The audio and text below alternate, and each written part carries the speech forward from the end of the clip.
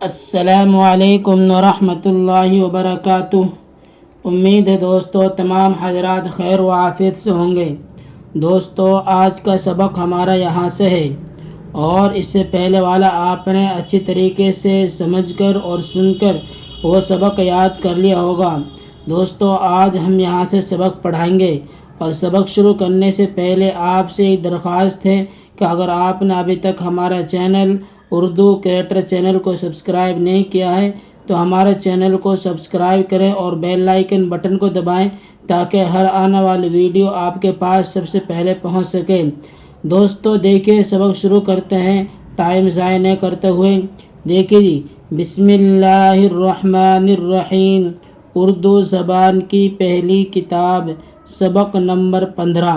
یہ سبق نمبر 15 ہے، دن، یعنی کہ آج ہم آپ کو اس سبق کے اندر بتلائیں گے اور اس سبق کے اندر پڑھائیں گے کہ ہندی کے اندر دنوں کے نام کس طریقے سے ہیں اور اردو کے اندر کس طریقے سے ہیں، فارسی کے اندر دنوں کو کیا کہتے ہیں۔ دوستو بہت اچھا ہوگا اگر آپ ان دنوں کے ناموں کو یاد کر لیں گے۔ تو دوستو دیکھیے، 7 دن کا ایک ہفتہ کہلاتا ہے۔ ایک ہفتے کے اندر 7 دن ہوتے ہیں۔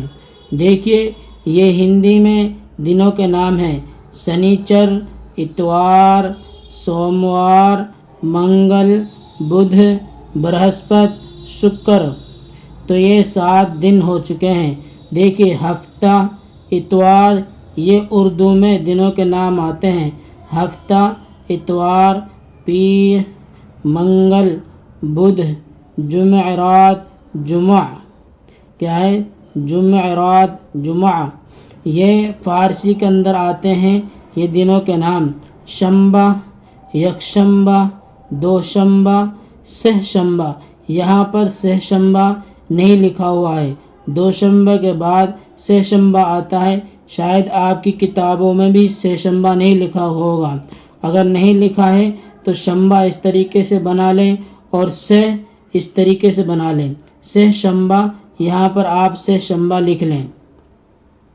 دیکھیے دوستو، شنبہ، یکشنبہ، دوشنبہ، سہ شنبہ، چہار شنبہ، پنج شنبہ، جمعہ۔ اتوار کے دن تمام کچہریاں بند رہتی ہیں۔ کسی گاؤں میں جمعہ کے دن، کسی میں پیر کے دن پینٹ یا ہاٹ لگتی ہے۔ آئندہ یکشنبہ کو سورج گرہن کی تعطیل ہوگی۔ آئندہ یکشنبہ کو سورج گرہن کی تعطیل ہوگی۔ دوشنبہ، سہ شنبہ اور چہار شنبہ کو ہولی کی چھٹی ہوگی۔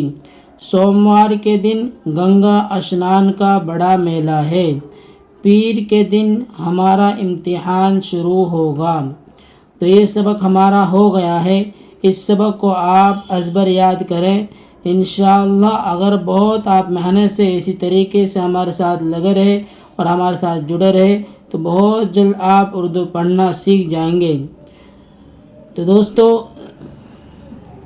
پھر ملتے ہیں انشاءاللہ اگلی ویڈیو میں۔ السلام علیکم ورحمۃ اللہ وبرکاتہ۔